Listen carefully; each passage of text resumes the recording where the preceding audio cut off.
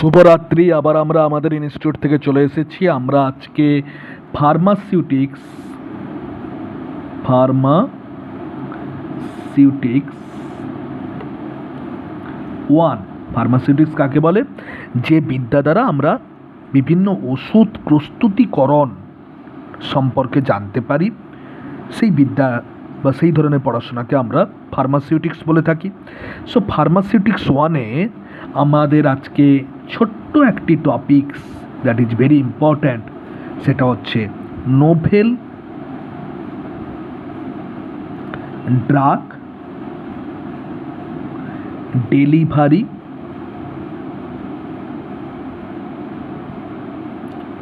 System, যাকে আমরা সংক্ষেপে বলি NDDS। সবাইকে অবশ্যই শুভকামনা জানিয়ে, আগামী পুজোর আগাম শুভেচ্ছা জানিয়ে আমি আবার একটা ছোট্ট করে খুব সিম্পল ভাষায় আমি কিছু নোভেল ড্রাগ ডেলিভারি সিস্টেম সম্পর্কে এসেনশিয়াল কিছু কোশ্চেন আলোচনা করব। এবং যারা এখনও ভাবছো যে 2022 সালে খুব সুন্দরভাবে সঠিকভাবে 2022 সেশানে ডি ফার্মাতে ভর্তি হতে চাইছো, এবং যারা নিয়মিত একটা ক্লাসের মধ্যে থেকে অনলাইনে সিম্পল বাংলা ভাষায় বেশি জটিলতার মধ্যে না গিয়ে একটা ছোট্ট কনসেপ্ট, বেশি বড় কনসেপ্ট দরকার নেই, ছোট্ট কনসেপ্ট নিয়ে ডিপ্লোমা ইন ফার্মাসি পড়াশোনা করে পাস করে নিজের ডিগ্রি হাসিল করতে চাইছো বা লাইসেন্স হাসিল করতে চাইছো এবং ফার্মাসিস্ট হিসাবে নিজেকে দেখতে চাইছো, তারা খুব দ্রুত দেরি না করে 6291086211 নাম্বারে যোগাযোগ করো। আমরা এখানে অন্যান্য জায়গার মতো শুধু নোটস ধরিয়ে দেওয়া বা এই সমস্ত আমরা করি না। আমরা পুরো টপিক্সটাকে একদম ছোট্ট সিম্পল ভাষায়, ঘরোয়া ভাষায়, বাংলায় পুরো টপিক্সটাকে একটু বুঝিয়ে দেওয়ার চেষ্টা করি। সামান্য প্রয়াস। যদি এই প্রয়াস ইউটিউবে তোমাদের ভালো লেগে থাকে তাহলে অবশ্যই একটু লাইক করো, শেয়ার করো। আর যারা ভর্তি হতে চাও, সময় শেষ হতে চলেছে, বছর শেষ হতে চলেছে, সেশন শেষ হতে চলেছে, তারা কিন্তু দ্রুত এই নাম্বারে যোগাযোগ করো এবং চটপট ডি ফার্মাতে ভর্তি নাও।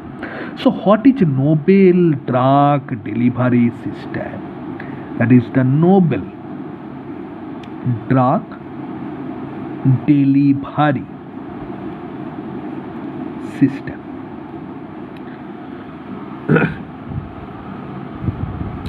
ধরো আমি আজকে একটা ট্যাবলেট খেলাম। সো ট্যাবলেটটা অবভিয়াসলি আমাদের কোথায় যাবে? গ্যাস্ট্রো ইন্টেস্টিনাল ট্র্যাক্টে যাবে। সো ট্যাবলেটটা গ্যাস্ট্রো ইন্টেস্টিনাল ট্র্যাক্টে যাবে। এইবারে গ্যাস্ট্রো ইন্টেস্টিনাল ট্র্যাক্ট থেকে ট্যাবলেটটা কী হবে? ডিসইন্টিগ্রেশন হবে, তাহলে মানে ভেঙে যাবে ট্যাবলেটটা ভেঙে গিয়ে কী হবে? অ্যাবজর্পশন হবে। কোথায় হবে? পোর্টাল ভেনে হবে, দিয়ে লিভারে আসবে। বাট এই অ্যাবজর্পশনটা অনেকগুলো ফ্যাক্টরের উপর ডিপেন্ড করছে, বা ডিসইন্টিগ্রেশনটা অনেকগুলো ফ্যাক্টরের উপর ডিপেন্ড করছে।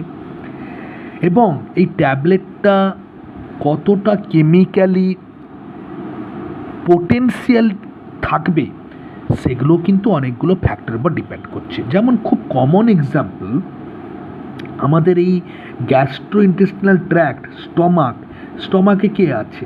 স্টমাকে আছে আমরা জানি একটা strong acid, that is HCl hydrochloric acid. আবার এই যে ইন্টেস্টাইন ডিওডিনাম, এখানে কে আসছে? এখানে আসছে বাইল। সাপোজ ধরো this is the liver.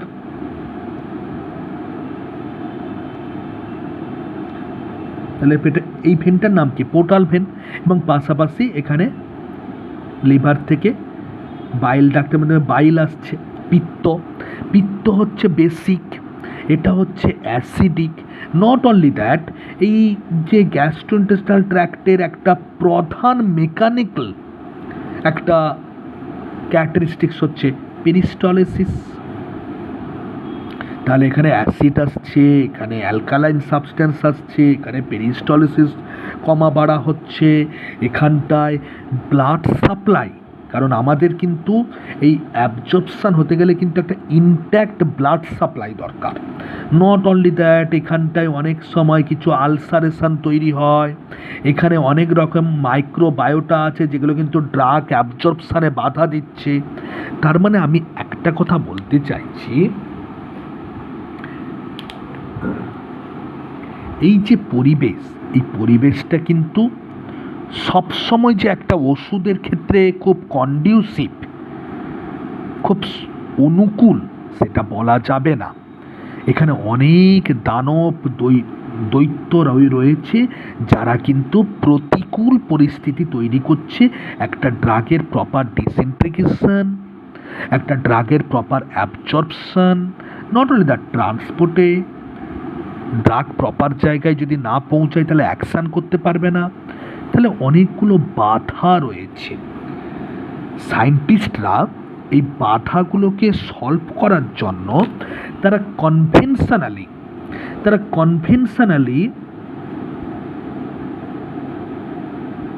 Sanal যে ডোজেস ফর্ম ছিল, যেমন ট্যাবলেট, লিকুইড, ক্যাপসুল, এগুলোকে একটু চেঞ্জ করে দিয়ে নতুন কিছু স্ট্রাকচারের মধ্যে ড্রাগকে ভরে দিচ্ছে। কিছু নতুন, যেমন আমি লাইপোজোম একটা লিপিড লেয়ার, লাইপোজোমের মাধ্যমে ড্রাগটাকে ভরে আমি পাঠালাম। তাহলে সেখানে দেখা যাচ্ছে যে এই যে দৈত্য দানব তাহলে ড্রাগটাকে নষ্ট করতে পারছে না, এবং সেখানে দেখা যাচ্ছে তার অ্যাবজর্পশান রেট অনেকটা বেশি হচ্ছে, তার ফাংশান কিন্তু আরও বেটার হচ্ছে, তার সাইড ইফেক্ট কিন্তু অনেকটা কম হচ্ছে, তার অ্যাকসেপ্টেবিলিটি কিন্তু অনেকটা বাড়ছে। তাহলে what is novel drug delivery system? Nobel drug delivery system হচ্ছে সেই ধরনের নতুন, নোবেল মানে একদম পুরো মহান বা নিউ বা সাবলাইম, মানে মহান, নিউ। আমাদের যে কনভেনশনাল যে আমরা ওষুধগুলো যেসব ফর্মে খেতাম, সেই সব ফর্মে খাওয়ার পর দেখা গেল কোনো ওষুধটা আরেকটু বেটারভাবে অ্যাবজর্ব হলে যেন বেশি করে কাজ করতে পারত, কোনো ওষুধটা যদি একটু ভালোভাবে যদি অ্যাভেলেবিলিটি যদি বাড়ানো যেত, তাহলে তার ম্যাক্সিমাম লাভটা আমরা পেতে পারতাম। কোনো ওষুধ যদি বেসিক্যালি একদম কন্ট্রোলড ফ্যাশনে দেয়া যেত, তাহলে তার সাইড ইফেক্টটা আমি কমাতে পারতাম। তো এই সবগুলো যখন সায়েন্টিস্টরা একটু ভাবার চেষ্টা করলো, যেমন পার্টিকেল সাইজ যত ছোট হবে তত কিন্তু অ্যাবজর্পশান রেট বাড়বে, পার্টিকেল সাইজ যত ছোট হবে, আমি একটা ট্যাবলেটের পার্টিকেল সাইজ যত ছোট হবে তাহলে তার সারফেস এরিয়া বাড়বে, সারফেস এরিয়া বাড়া মানে অ্যাবজর্পশান রেট বাড়া। তাহলে এই সব জিনিসগুলো যখন সায়েন্টিস্টদের, কেমিস্টদের মাথায় এলো, তখন তারা কিন্তু চেষ্টা করে দেখলো যে কোনো নতুনভাবে কোনো ভেহিকল বা ড্রাগ ট্রান্সপোর্ট করার কোনো সিস্টেম বা ডেলিভার করার কোনো সিস্টেম আবিষ্কার করা যায় কি না। তারা তখন পার্টিকেল সাইজকে অনেক ফাইন করে দিল, ন্যানো পার্টিকেলে তৈরি হলো। আগে মাইক্রো ছিল, আবার 10⁻³ করে ন্যানো করে দিল। তারা লাইপোজোমাল স্ট্রাকচার আবিষ্কার করলো যাতে সাইড ইফেক্ট কমে, অ্যাবজর্পশান রেট যাতে বাড়ে, বায়ো অ্যাভেবিলিটি বাড়ে, কম পরিমাণে ড্রাগ দিয়ে ম্যাক্সিমাম বেনিফিটটা পাওয়া যায়। তবে সাইড এফেক্টটা মানে সব থেকে বড় কিছু ডিসঅ্যাডভান্টেজ হচ্ছে কস্টলি। তো তারা তখন কিছু নতুন কিছু ভাবে ড্রাগটাকে উপস্থাপনা করলো। যেমন প্রতি বছর প্যান্ডেল দেখবে কর্মকর্তারা বিভিন্নভাবে উপস্থাপন করে নতুন ভাবনা চিন্তা, ঠিক সিমিলার তারা সেই ড্রাগটাকেও পেশেন্টের কাছে নতুনভাবে উপস্থাপনা করলো এবং সেই উপস্থাপনা জন্য তারা যে মেকানিজম ইউজ করলো, সেই ধরনের উপস্থাপনাকে আমরা বলতে পারি নোবেল ড্রাগ ডেলিভারি সিস্টেম। তাহলে what is novel drug delivery system? না, novel drug delivery system basically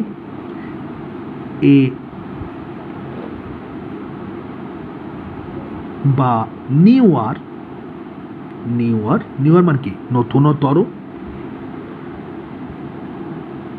doses form for drug delivery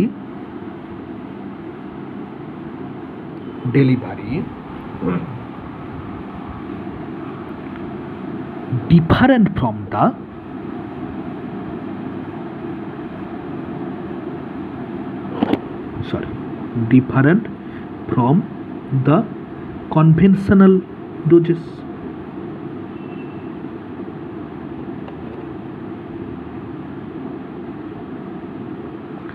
তাহলে নোবেল ড্রাগ ডেলিভারি সিস্টেম হচ্ছে একটা নিউয়ার ফর্ম, একটা নতুন একটা ফর্ম ড্রাগকে দেওয়ার। আমরা পুরনো যে ডোজেস ফর্মগুলো আমরা ইউজ করতাম সেগুলো থেকে একটু নতুন, একটু বৈচিত্র্য, নতুন বৈশিষ্ট্য সম্পন্ন।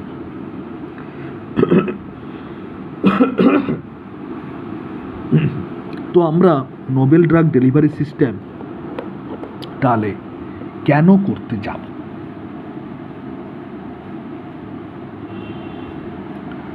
এবং তার অ্যাডভান্টেজ আমরা কি পাব? তাহলে আমরা what is novel drug delivery system, বা সংক্ষেপে যাকে বলা হয় NDDS। এখন আমরা ডিসকাস করব যে what are the advantages of the novel drug delivery system.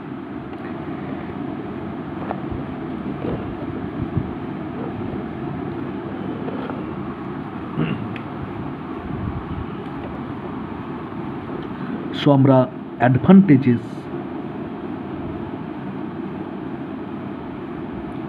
Of novel drug delivery system দেখো। ফার্স্ট,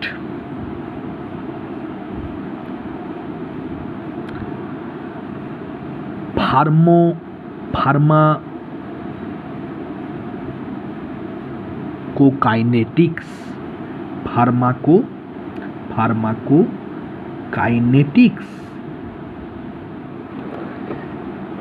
and pharmacodynamics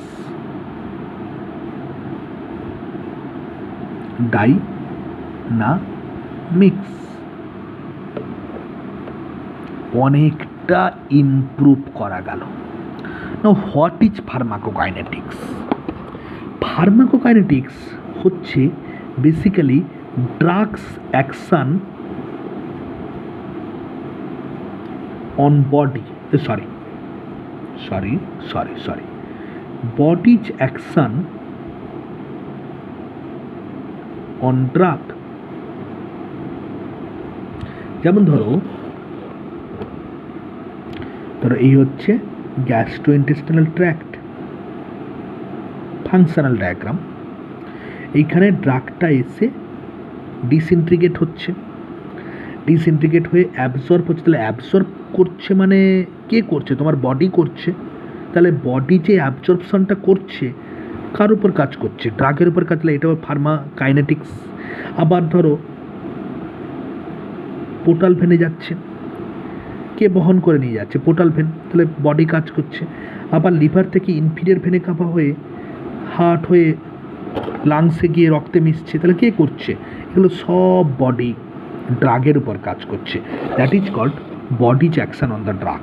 তাহলে এই সব অ্যাকশানগুলো অনেকটা ইমপ্রুভ হলো, অ্যাবজর্পশান রেট বাড়লো, ট্রান্সপোর্ট বাইন্ডিং প্রোটিন, আমাদের একটা ড্রাগকে ট্রান্সপোর্ট করতে গেলে আমাদের কিছু ট্রান্সপোর্ট বাইন্ডিং প্রোটিন রয়েছে, সেটা অ্যালবুমিন হতে পারে, সেটা গ্লোবিউলিন হতে পারে। তো সেই ট্রান্সপোর্ট বাইন্ডিং প্রোটিনের সঙ্গে বন্ডটা একটু ভালো হলো। তারপর তোমার ড্রাগের বেসিক্যালি বলা যেতে পারে তোমার অপচয়টা কম হলো। তো ফার্মাকোকাইনেটিক্স মানে হচ্ছে বডিজ অ্যাকশন অন ড্রাগ, এটা অনেকটা বেটার হলো নোবেল ড্রাগস ডেলিভারি সিস্টেম। এবং ফার্মাকোডাইনামিক্স মানে ড্রাগের কাজটাও বেটার হলো।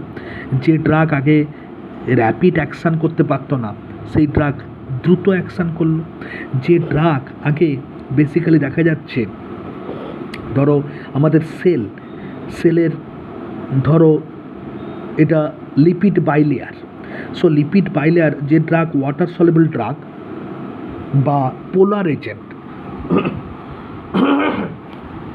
পোলার এজেন্টস মানে যারা কিন্তু জলে দ্রবীভূত বা আয়োনাইজেশন হতে পারে। সো সেই পোলার এজেন্টসগুলো কিন্তু এই লিপিড বাইলেয়ার দিয়ে কিন্তু ঢুকতে পারবে না। বাট আমি যদি এইটা যদি লিপিড বাইলেয়ার যুক্ত ড্রাগ দিই বা লিপিড ধর্মী নন পোলার ড্রাগ দিই, তাহলে কিন্তু সহজে ঢুকে কাজটা করতে পারবে। তাহলে আগে দেখো ড্রাগটা পোলার ছিল, আয়োনাইজ ছিল, তারপরে তাকে ড্রাগটা ঢুকতে পারতো না, তারপরে তাকে স্পেশাল চ্যানেলের মাধ্যমে, স্পেশাল রিসেপ্টরের মাধ্যমে তাকে কাজ করতে হতো। বাট এখানে কিন্তু ড্রাগটা সরাসরি ভেতরে ঢুকে গিয়ে এখানে কোনো ইন্ট্রা সেলুলার কোনো রিসেপ্টর এর সঙ্গে যুক্ত হয়ে সিগন্যাল জেনারেশন করে কাজ করছে। তার মানে কাজের ক্ষমতাটাও বাড়লো, কাজের টেক্সচারটাও বাড়লো, কাজের পদ্ধতিটাও অনেকটা চেঞ্জ হলো, এবং অবশ্যই কিন্তু বেসিক্যালি পেশেন্টের যে কমপ্লায়েন্স,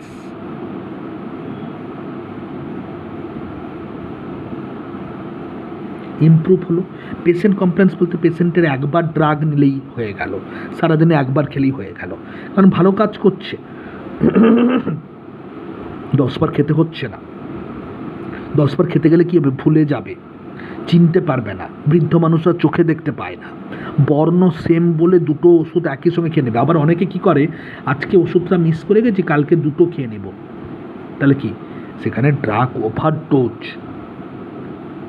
বা ড্রাগ আন্ডারডোজ, যের ফলে সেখানে কিন্তু প্রপার ইফেক্ট পাওয়া যায় না, অথবা সাইড ইফেক্ট তৈরি হয় বা টক্সিসিটি তৈরি হয়। তারপরে পেশেন্ট কমপ্লায়েন্স অনেকটা ভালো হলো,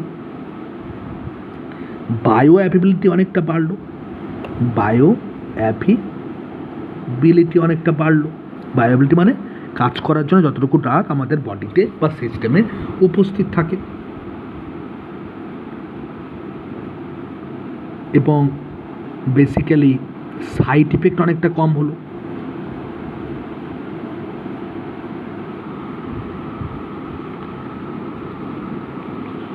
এবং ভালো মতন করে প্লাজমা কনসেন্ট্রেশন একটা বেটার হলো, রক্তে তো মিশতে হবে আবার, প্লাজমা কনসেন্ট্রেশন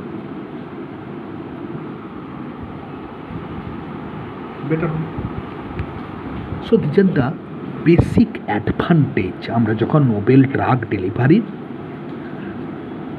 সিস্টেম আমরা ব্যবহার করলাম। খুব কমন এক্সাম্পল, অনেক সময় সারফেস অ্যাপ্লিকেশান যেগুলো করা হয়, সেটা ক্রিম হোক, লোশন হোক, সেখানে দেখা যাচ্ছে অ্যাবজর্পশন ভালো মতন করে হচ্ছে না। কারণ কি জানে, স্কিন বেরিয়ার আছে বা ওই মলিকুলসগুলো স্কিনের লেয়ার দিয়ে পাস করতে পারছে না, অ্যাবজর্পশন বেরিয়ার হচ্ছে না। সেই মলিকুলসগুলোর সঙ্গে আমরা কিছু নোবেল কিছু সাবস্টেন্স মিশিয়ে দিলাম, তার ফলে সহজে স্কিনে এসে কিন্তু অ্যাপ্লাই করতে পারা গেল। তার মানে যে ওষুধটা আগে সিস্টেমিক ট্যাবলেট আকারে খেতে খেতে হতো, সেই ওষুধটা এখন লোশন দিয়েই হয়ে যাচ্ছে। অনেকে বলে এত ওষুধ খেতে ভাল লাগে না, যদি তাদেরকে একটু ক্রিম দেওয়া হয়, তাদেরকে একটু লোশন দিয়ে দেওয়া হয়, তাদেরকে যদি একটু প্যাচ দিয়ে দেওয়া হয়, তাহলে অসুবিধা কোথায়? বাট সমস্ত ওষুধের তো ক্রিম, লোশন, প্যাচ তৈরি করা যায় না। বাট এমন কিছু আবিষ্কার হলো, দেখা গেলো তোমার জ্বর হয়েছে, প্যারাসিটামলের ট্যাবলেট বা লিকুইড খেতে হচ্ছে না বা ইনজেক্টেবল কিছু নিতে হচ্ছে না, তোমাকে একটা লোশন লাগিয়ে দিলেই জ্বর কমে যাচ্ছে। কেমন হতো? অনেকটা ভালো হতো। তো সেই ধরনের মলিকুলার ওয়েট, মলিকুলার ক্যারেক্টারিস্টিক্স এবং তার চার্জ, এগুলো কিন্তু অনেকটা ডিপেন্ড করে। তো তার ফলে কিছু পার্টিকুলার ভাবে আমি ধরো প্যারাসিটামলকে স্কিনের উপর লাগিয়ে দিলাম প্যাচ আকারে, ব্যাস জ্বর কমে গেছে, কত আনন্দ, খেতে হচ্ছে না। সো তার ফলে আমরা কিন্তু বেসিক্যালি এইসব অ্যাডভান্টেজগুলো নিতে পারি। বাট যার সুবিধা থাকবে তার তো কিছু না কিছু অসুবিধা থাকে। প্রত্যেকটা মানুষই কেউ কখনো 100% পারফেক্ট হতে পারে না। সো তার ফলে এখানেও কিন্তু 100% পারফেক্ট নয়। ডিসঅ্যাডভান্টেজ,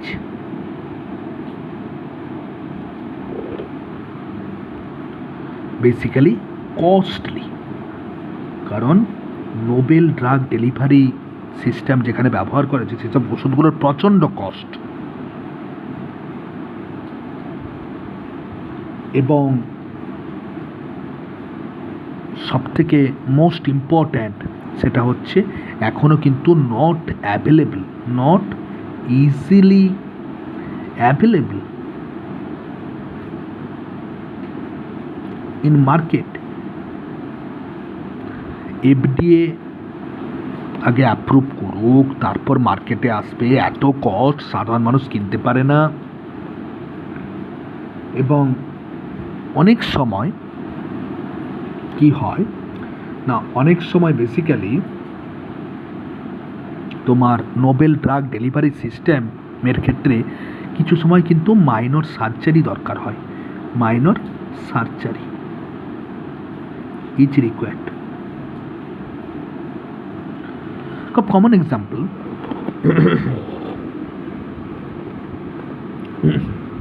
ধরো আমরা প্রত্যেকে করোনারি অ্যাঞ্জিওগ্রাফি জানি। করোনারি অ্যাঞ্জিওগ্রাফিতে বেসিক্যালি কি হয়, suppose this is the coronary artery, এবং এটাকে আমরা ভিলেন আর্টারি বলতে পারি। ভিলেন কেন? কারণ এখানে ব্লক তৈরি হয়ে এপাশ দিয়ে রক্ত যাচ্ছে না, তার ফলে হার্টের হৃৎপেশিটাকে পরপর করে ড্যামেজ করছে। বা কালপ্রিট আর্টারি বলতে পারি, কালপ্রিট আর্টারি। কালপ্রিট মানে কি? শত্রু। সো পরবর্তীকালে কি করা হলো না, এইখানে একটা স্টেন্ট লাগিয়ে দেওয়া হলো, এখন তার জালির মতো একটা স্টেন্ট লাগিয়ে দেওয়া হলো।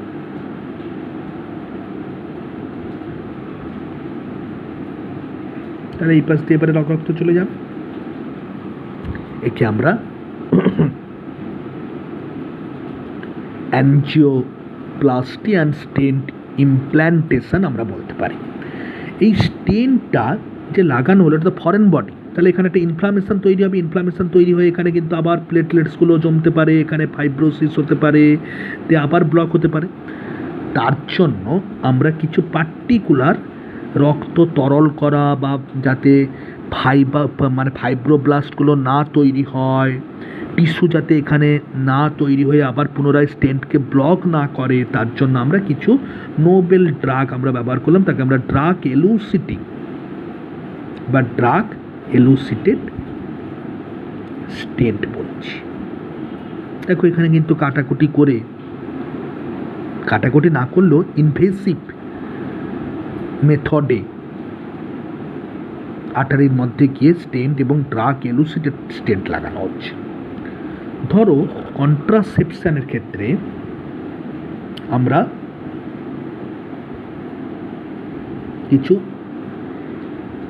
ইন্ট্রাভ্যাজাইনাল আমরা কিছু ইমপ্ল্যান্ট করছি, বা ইন্ট্রা ইউটেরাইন আমরা কিছু ইমপ্ল্যান্ট করছি, এবং সেখানে কন্ট্রাসেপটিক্স কিছু ড্রাগ মেশানো রয়েছে।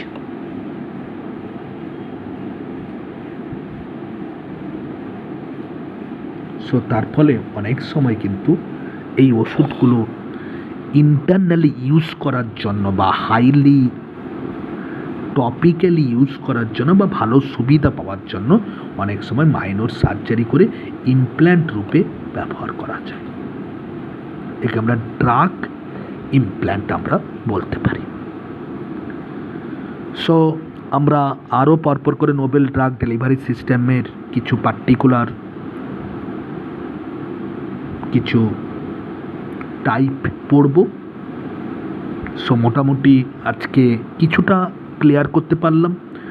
যদি ভালো লেগে থাকে তাহলে অবশ্যই লাইক করো, এবং যারা এখনও ভাবছো যে ডি ফার্মা পড়ব এবং অল্প স্বল্প করে বুঝবো, তাদের ক্ষেত্রে কিন্তু খুব দ্রুত যোগাযোগ করো 6291086211 নাম্বারে।